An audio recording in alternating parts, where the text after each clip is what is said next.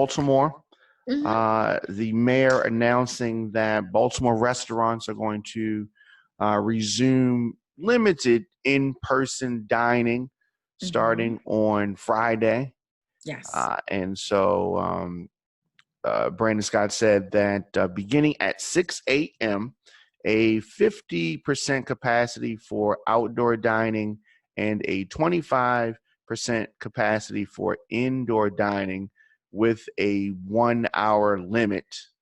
Okay. So he said that the reopening of the outdoor dining and the limited indoor dining comes with the reminder that these are still locations where masking, one of the best ways to reduce the spread of coronavirus, cannot be maintained at all times, obviously because we are you'll be eating, but they're urging residents to continue to be cautious and provide up-to-date contact information to restaurants who will now be required to have contact sheets so the contact tracers can notify people quickly if an outbreak occurs. So what do you you're think saying about with the that? contact sheet, Diamond K, they're going to come in as a guest. They're going to be given a contact sheet.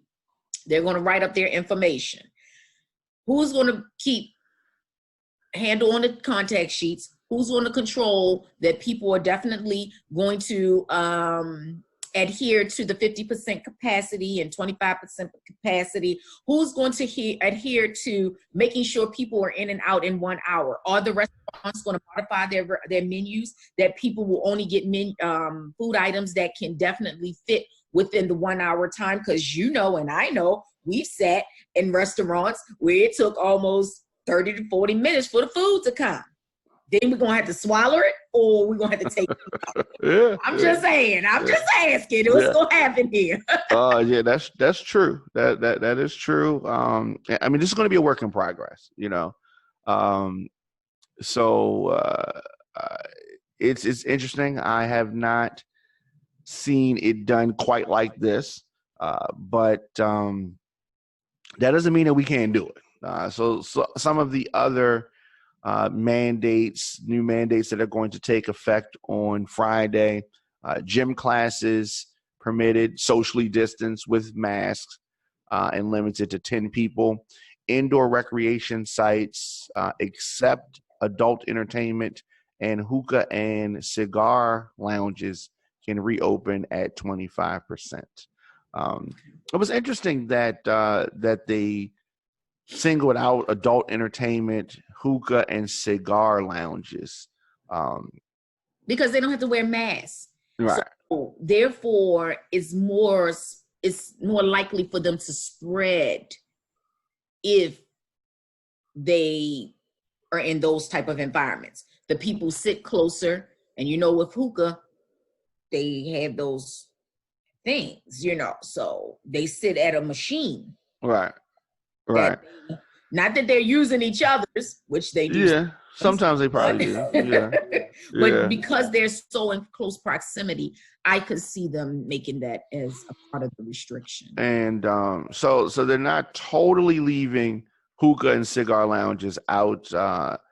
Hookah and cigar lounges can open retail sales at 25% capacity, but they must remain closed to on-site consumption. You got to get your hookah and go. Right. Everything. Get up out of here. Yeah. Streaming of live performances will be permitted at entertainment venues.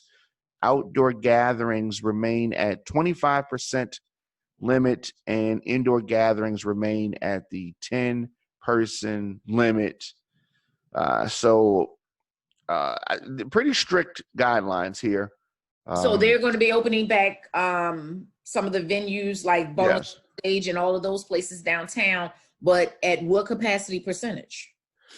So that part is a bit tricky, but they said that 10-person limit for indoor.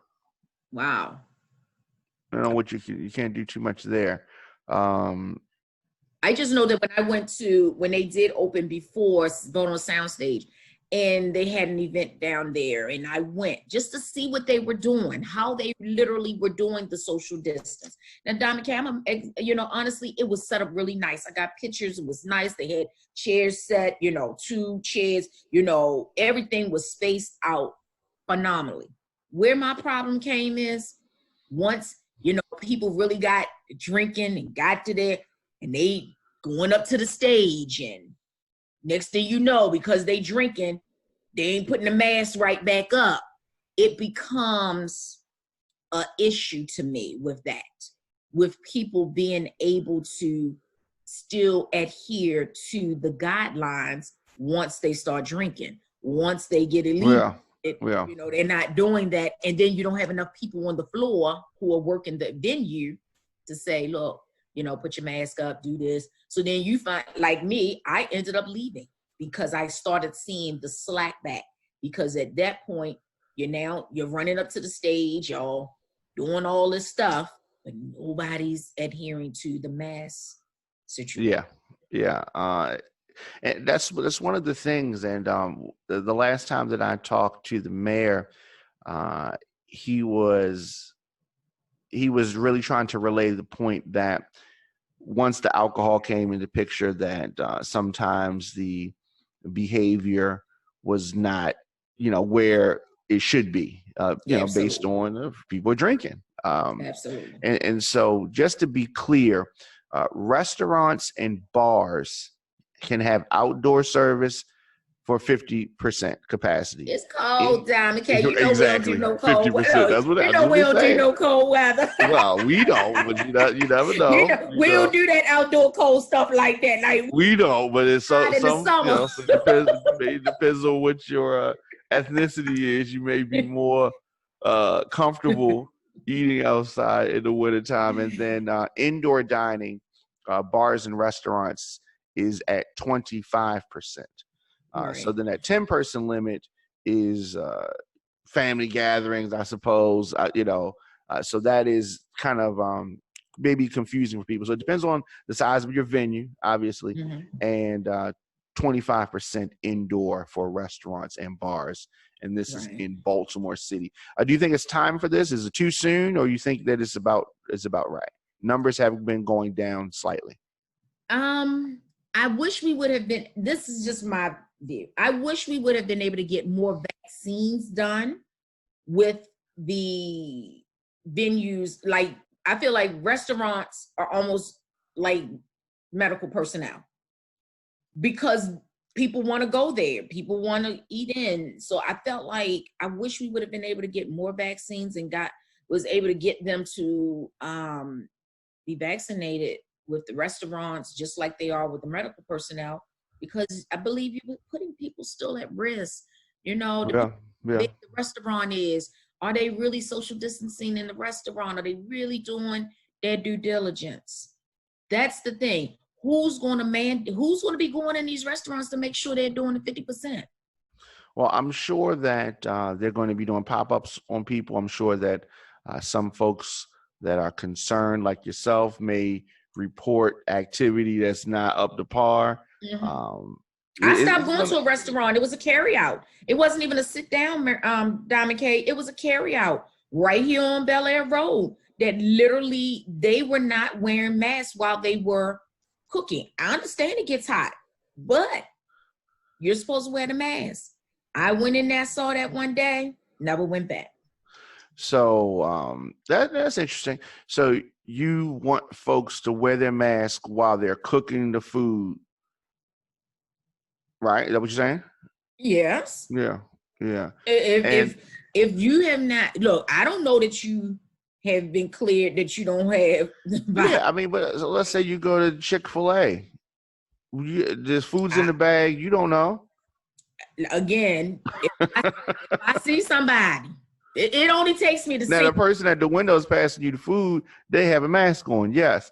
But I'm saying the person that put them waffle fries in that bag, You're absolutely don't know. Right. I can't see them, so I can't speak on that. But if I happen to be in the restaurant that day and I happen to be standing in line that day, Dr. K, and I see them in the back, you know, you can see back there sometime. You happen to see one in the back. Like, oh, I ain't coming back because they're mask. That's just right now until, I feel like once we get the vaccines moving, and I'm encouraging people to do it now that it's been. Vaccine. Have you taken the vaccine?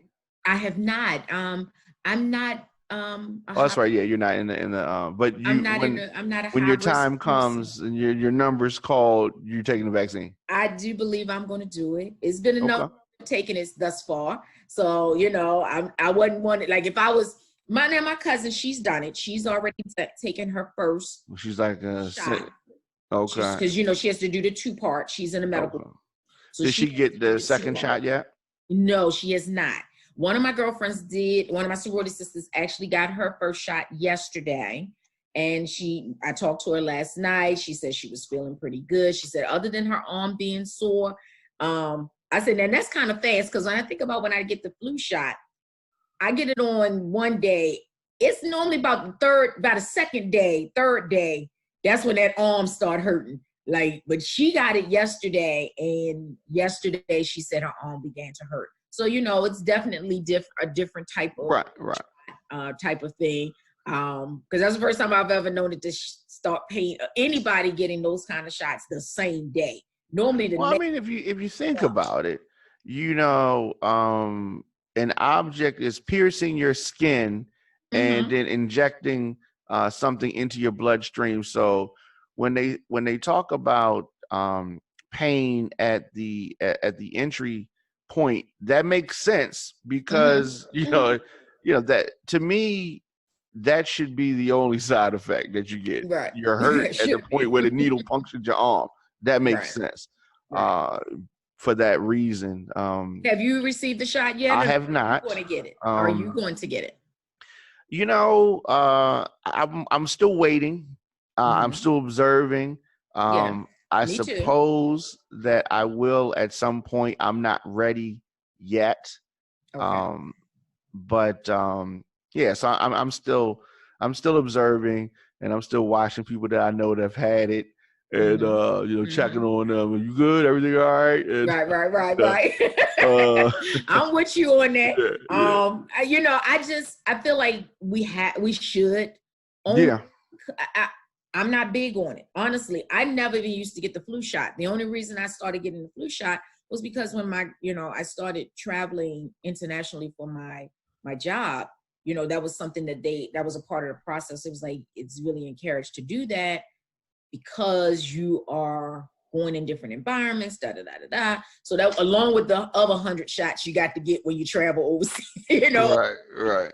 That was something that they kind of encouraged. So, I've been getting it. And honestly, Donna Kay, that was the first, 6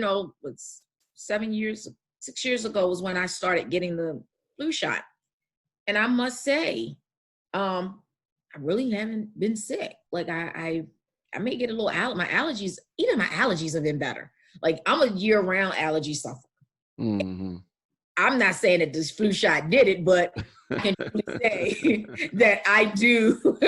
I'm not going to say the flu shot did it, but I'm going to say that I do feel, I know that I'm not a real sickly person, but if I get a cold, it takes me down real bad. But I have been truly, like, not getting a lot of colds over this time. And I'm pretty happy about that. So, I'm just going to watch and see. As you said, you're watching those who I have several people that I know that are in the medical field, including my cousin who's already gotten the shot. So I'm watching them. They seem to be okay. So we're going to just watch. And when it's called, I am going to take it, because what we do, we're out amongst the public. Coming some, strange folk sometime. You just don't. So it's best for us I'd rather us play it safe than not. Agreed.